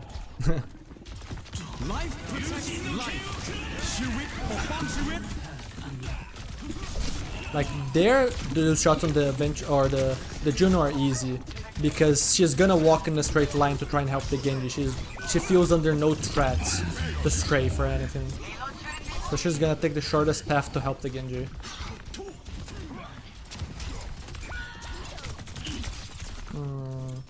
This attack is this mega is hacked. They're doing a good job of marking me early, preventing my setups. Ah. Don't tell me I'm dead. No! EMP activated. But yeah, I was thinking about something. I don't know if I have the time to talk about it during the match.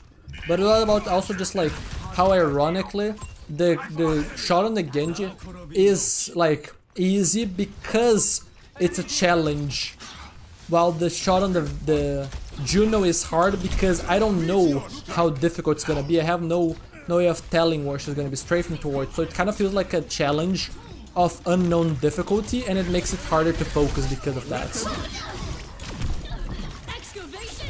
If that makes any sense.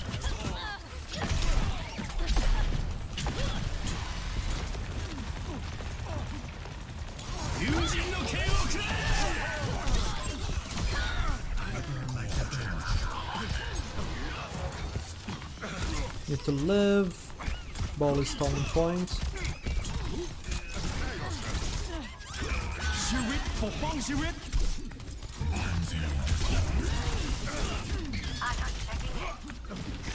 I can stay point if my ball wants to live. Or, nah. I needed my ball to leave earlier and trust that I would contest to get the mega. The payload has reached the checkpoint.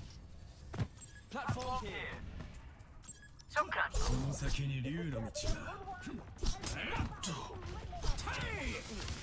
slept the target.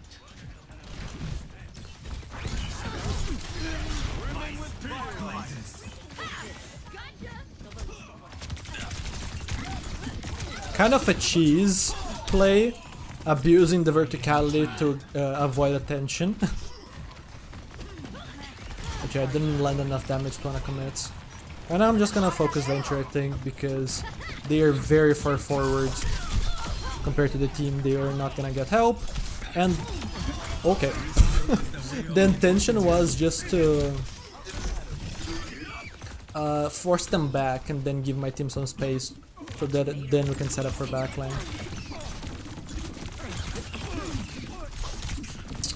Might be dead here.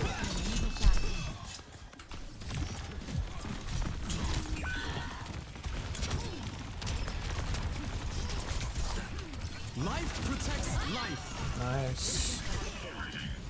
I think I still want to go backline here because I have such a good setup for backline. So I could look to mark, but the Venture was so far. Even with dash, I'm not close enough to feel particularly effective.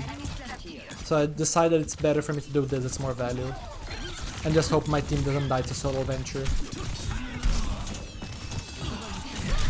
Oh, the Venture aggro was not something I was expecting. Excavation initiation. EMP activated.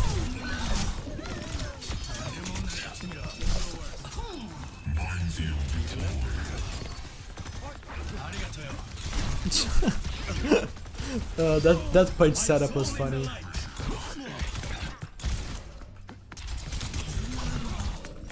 Wait, that is the seed of their Life Weaver. We don't have a Life Weaver. Actually, no, we have a Life Weaver. Wait. Their Life Weaver died. Our Life Weaver didn't die. Yeah. Okay, so it was their seed. Sometimes it's hard to tell which team's seed it is.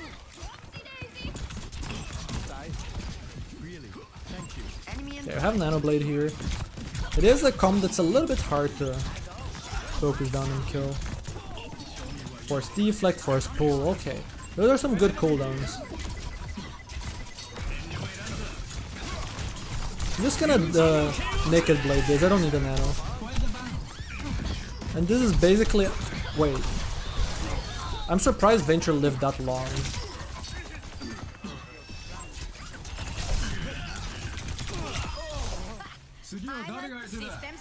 Yeah, I'm surprised Venture lived that long. But yeah, I didn't need... I had enough cooldowns. Juno was the only real target there.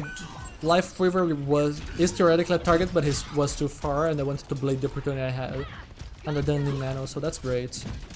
Just win a fight with a dry blade.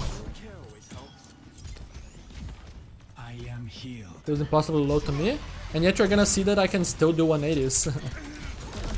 It's just a question, just a matter of being used to it. Ooh, need to back up. This is not a great fight. Even with the tree, I don't love that fight.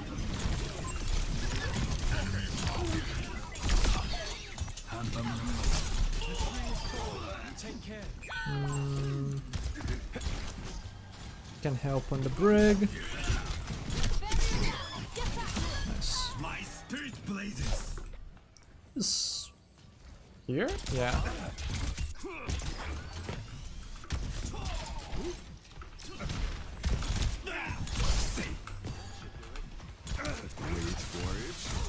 Nice.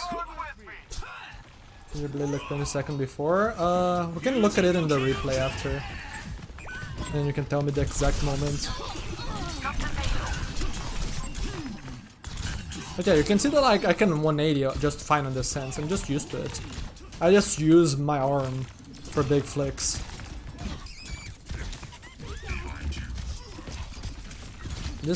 I just like more precision. EMP activated.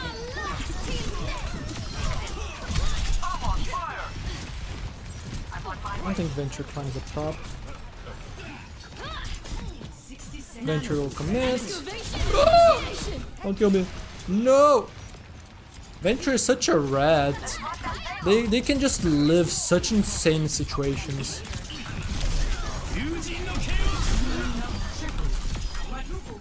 Okay, I saw a vision. I didn't care if it had a chance to not work or if it was a bad play. I just went for it. This gives me flashback to a few years back when I was chasing this type of stuff non-stop.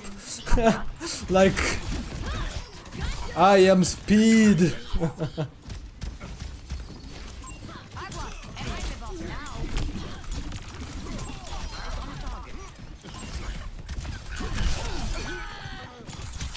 Okay, now I have a lot of adrenaline running through my body.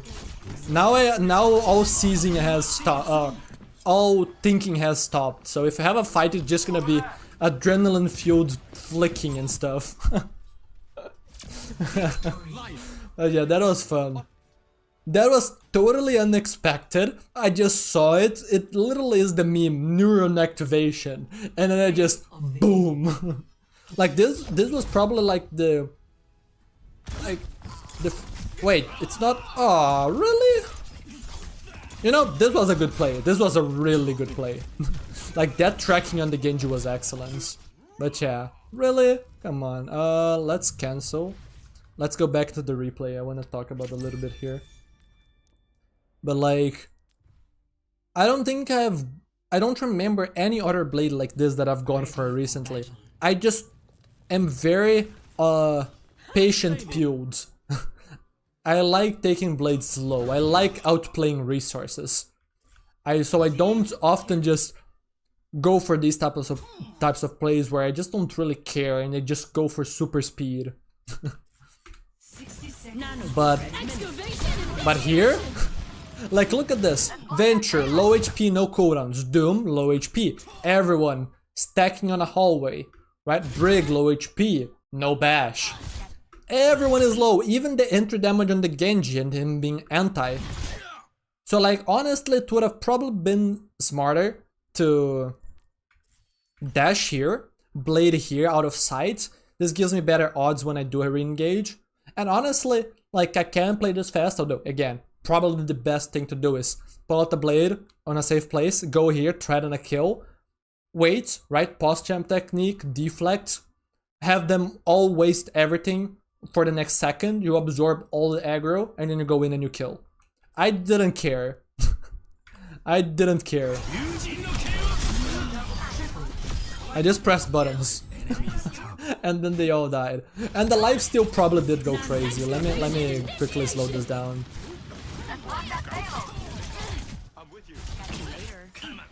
As you can see, like this play would have failed if I had not climbed here. Because then I'm a target for punch and stuff.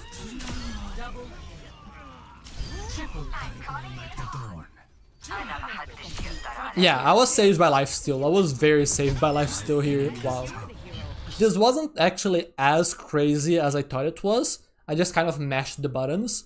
I knew what I was doing. I knew that there were gonna be some breakpoints. I didn't know when my dash chains would end.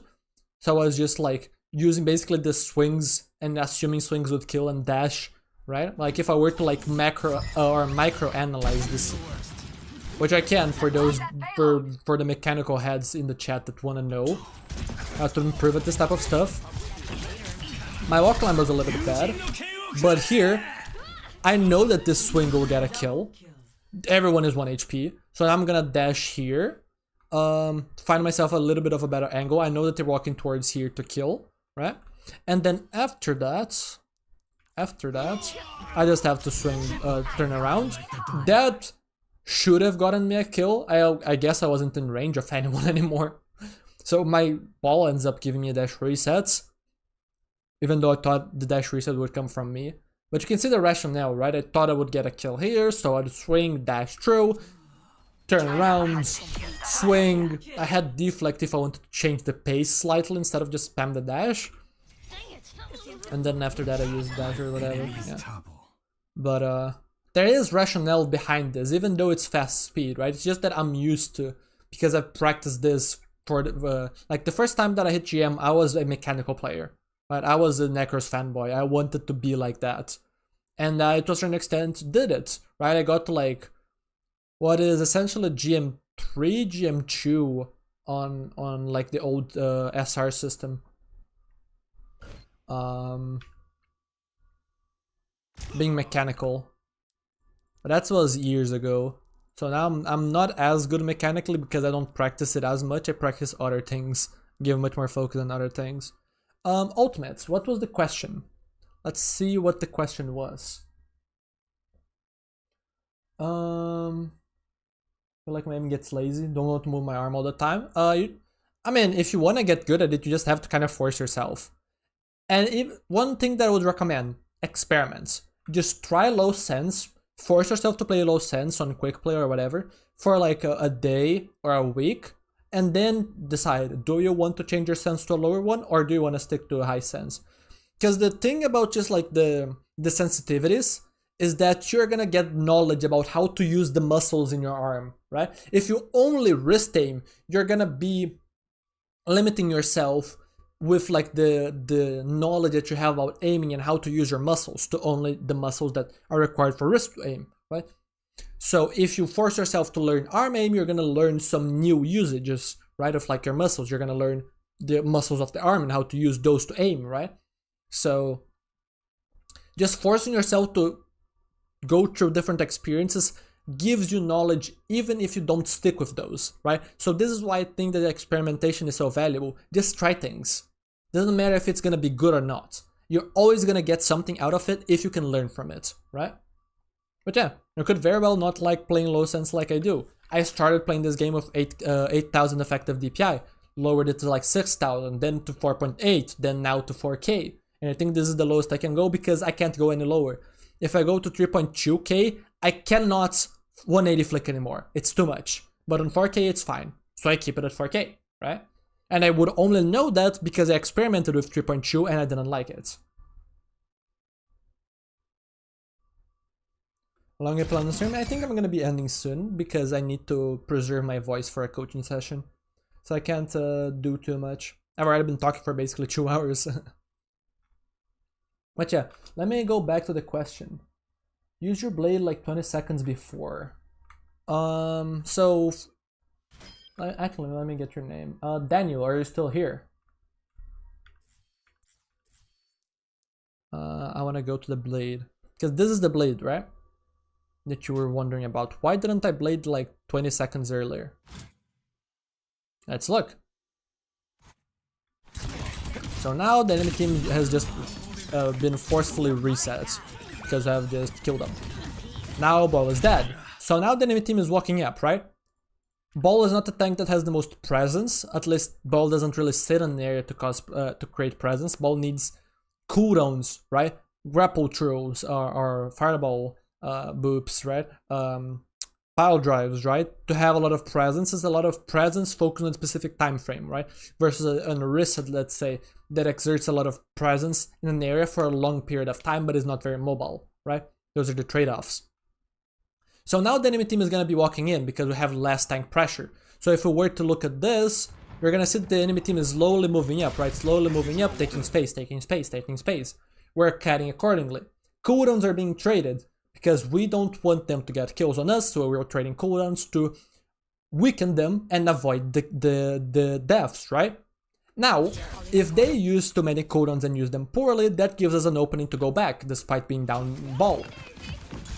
So right now I'm challenging Genji, trying to win this high grounds. Because this high ground gives me direct access to the backline, right? Right? So if I want to blade here, and I think I have blade, I should be thinking about blading. We have nano blade even, I should be thinking about that. Then I need to first get through this Genji so that I can walk up, so that I can dash and blade the Weaver or the Juno, right? So first we're fighting for space. For us to gain the space, we need a positive resource trade with them. So we need to mechanically execute this better. Deal more damage than we take. So now we force the Genji, right? Genji is low, we win some space. Ball is back, we're winning the high ground, right? We're pushing back in now that Ball is back and we're winning the trades, right? We got a better trade than the enemy Genji. So now I have some space. And now I see an isolation on the Juno. Unfortunately, don't have dash here. But I get some decent damage. I know that there is a trade happening up top, so people are distracted. I know that the fight has been going on for a while, so cooldowns have been traded. I don't know exactly what cooldowns have been traded, But now I have a little bit of an idea of like if I can go or not. I see that the Juno is still very far forward. I have no idea about the status of pull on Weaver, but I had a decent lead on like the how to aim here, right? I had a good cue because the fact that she's scared of me, so she's kind of like trying to run to cover, right? So she might strafe a little bit, but here she made it very clear that she was gonna slowly fall to the left, so I get some good early damage, and then I blade to give myself the dash reset. So I use the first dash, and this environment makes it safe because I'm not gonna face much damage. So usually I'm for the approach that you don't do these combos before blade, because it makes you take more damage than it's worth. So then you get to swing less and you deal less overall damage. But in this case, because I'm not gonna take damage during the pull, right? You can see that I'm full here. This approach just gets me close and gives me a second dash. Even if Weaver pulls, oops, wrong Weaver.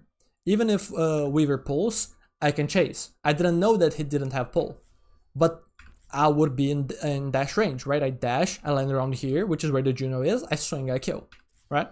And even if I don't go for her, I can still just swing whatever is closest, right? I can get out if I want, right? So this is not a blade where I had like a perfect setup, a guaranteed kill, but I had enough things, right? Little pressure on me, a decent chance to force an early pull because the early damage on her, right? Blade to get the dash reset to continue the play and outplay the pull because I have the second dash to chase after, right? That I can just blade. And I can't blade earlier because then I would be facing a lot of pressure. Because here's the difference, right? Look at it from my team's POV. Actually, you don't have to as much because like the Doom and Genji chased, but realistically they shouldn't have. And you can see that they shouldn't have because they didn't land good damage on me. They tried to force a PO play when they weren't set up for it. So if I look at this POV, Safety in numbers.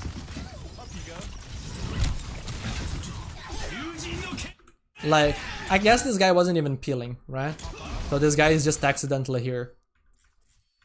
But like the idea behind the combo here is that I'm not gonna be under too much pressure, so I'm not gonna die during the blade pull. And I'm not gonna compromise my ability to keep chasing by losing too much HP and being forced to dash out rather than in, right? So this is why I couldn't really, let's say, blade 20 seconds earlier. Because if I try and blade, let's say, right now, where I theoretically have access to the backline with a dash, get the reset from the blade pull, Venture peels, because Venture is not committed to my backline, Doom and Genji peel because they're not committed to my backline. And they have all the resources to chase, and they're positioned to peel. They're positioned in range to go and hit me, right, and damage me. Whereas if I wait for them to move up, right, and we're gonna see that with the Venture. Let's look at what the Venture is doing when I blade, right? I believe that the Venture is on my backline or something, or is distracted by my team, right? Yeah. So the Venture is not set up for me, right? The Venture is just not set up, and nobody really was, right? So that's the thing about the timing. It's not the best example, right? Because they were relatively close, but it still shows like an opportunity because they weren't close enough for the damage to matter, right? Venture and Genji are very range sensitive for damage. But yeah. So this is gonna be it for me in this stream. I hope you all enjoyed. I hope you all learned a lot. If you would like to learn more, let's say you have the income to spare, right? I would recommend my Patreon, checking out my Patreon, or DMing me on Discord for coaching sessions. There are a lot of free workshops that I host on my Patreon. I'm gonna be hosting one this week. So if you're interested in checking one of those out before deciding if you want to commit to a workshop, to a paid membership or not, I would recommend join my Discord server. You're gonna get notified about when the workshops are gonna happen. One of them, I'm gonna be diving into one of my replays, right? My top 500 replays, and talk about what I did, why I did it, stuff like that. The other one I believe is gonna be a coaching workshop where I'm gonna rapid fire through a bunch of codes from viewers like you, and then I'm gonna give feedback, right?